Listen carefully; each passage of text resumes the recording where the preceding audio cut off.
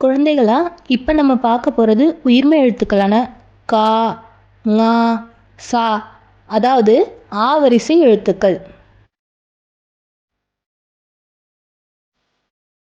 கா, காகம். ந, நாசி. சா, சாலை. ஞா, ஞாயிறு.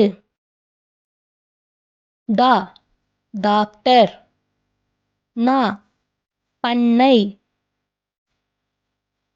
தா, தாமரை. நா, நாணல்.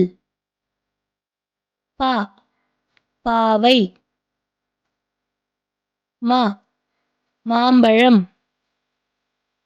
யா, யானை. ரா, ராஜா. லா, லாலி. வா, வாசல். ழா, ழாதி. லா, விழா. ரா, புறா.